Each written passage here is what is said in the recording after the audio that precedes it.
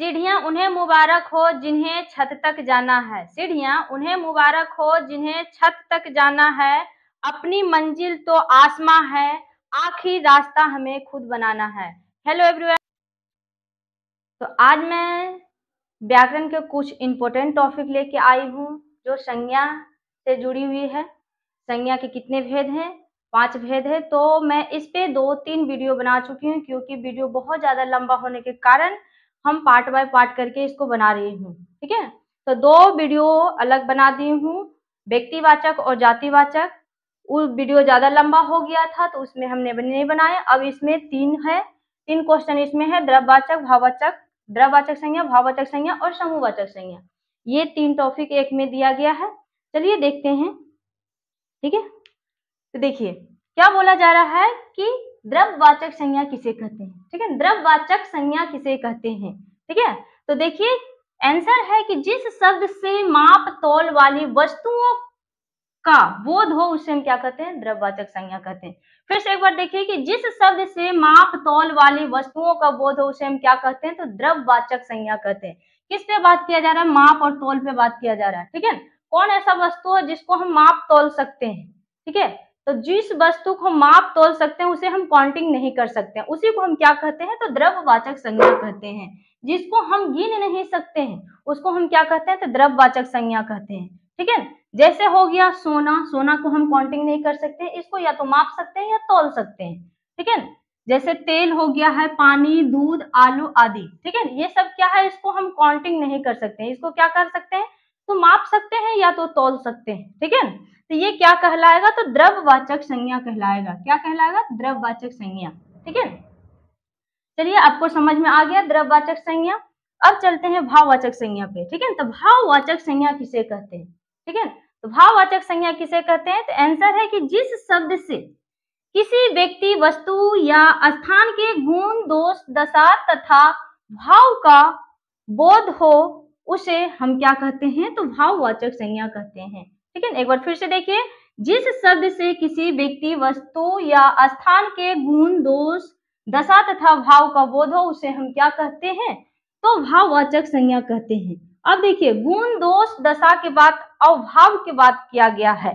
ठीक है, तो भाव क्या है? गुण क्या है? तो आपके अंदर का अच्छाई, बुराई, एक प्रकार के क्या है? गुण है। ठीक है ना, तो ये क्या हो गया? अच्छाई हो गया। सुंदरता, सुंदरता भी क्या है? एक प्रकार का गुण है।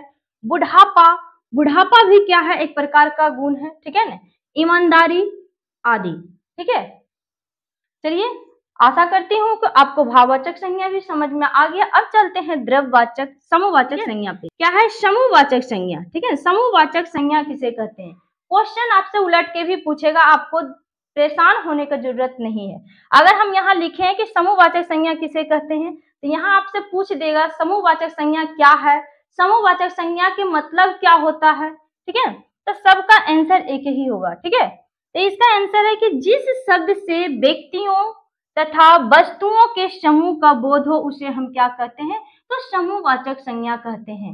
अब देखिए यहाँ पे व्यक्तियों और वस्तुओं के बारे में बात किया गया। क्या हम यहाँ व्यक्ति सिर्फ नहीं लिख सकते हैं? अगर सिर्फ व्यक्ति लिखेंगे तो गलत हो जाएगा, सिर्फ वस्तु लिखेंगे तो गलत हो जाएगा। क्यों? क्योंकि यहाँ समूहवाचक की बात किया। समूह के मतलब क्या होता है? बहुत सारा। ठीक है ना, एक झुंड होता है। ठीक है, जिसमें 2 या 2 से अधिक हो उसे हम क्या कहते हैं? समूहवाचक कहते हैं, समूह कहते हैं। ठीक है, तो क्या कहते हैं? जिस शब्द से व्यक्तियों तथा वस्तुओं के समूह का बोध हो उसे हम क्या कहते हैं? समूहवाचक कहते हैं। ठीक है, समूहवाचक संज्ञा कहते हैं। ठीक है, अब देखिए वस्तुओं तथा व्यक्तियों तथा वस्तुओं के बारे में बात किया जा रहा है। ठीक है, व्यक्तियों, वस्तुओं। ठीक है, तो व्यक्तियों, वस्तुओं का मतलब क्या हो गया? वहां पे बहुत सारा लोग के बारे में बात किया जा रहा है, झुंड के बारे में। ठीक है, समूह का मतलब क्या होता है? झुंड होता है। समूह का मतलब क्या होता है? तो झुंड होता है। ठीक है ना, जैसे हो गया, इसका एग्जाम्पल हो गया मेला, झुंड, गुच्छा आदि। ठीक है, मेला आपको कहाँ कहाँ मिलेगा? तो मेला, कोई चीज का मेला लगता है, जैसे दुर्गा जी का मेला हो गया, लक्ष्मी जी का मेला हो गया। ठीक है ना, झुंड, झुंड आपको कहाँ मिलेगा? स्कूल में, कॉलेज में मिलेगा। ठीक है ना, गुच्छा, अब देखिए गुच्छा के बारे में बात किया गया है, तो गुच्छा हम किसको कहते हैं? तो कोई भी चीज के गुच्छा।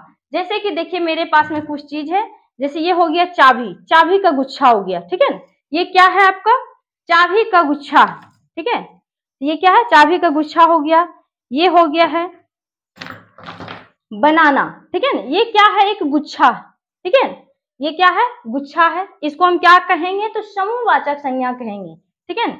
जैसे यहाँ देखिए, ये है अंगूर, ठीक है ना, काला अंगूर हो गया ये है अंगूर। ये क्या है, एक गुच्छा। इसमें देखिए बहुत सारा अंगूर है, इसको हम क्या कहते हैं, तो गुच्छा कहते हैं। यही है मेरा क्या है, तो समूहवाचक संज्ञा है, ठीक है। ये क्या है मेरा, तो समूहवाचक संज्ञा है, ठीक है।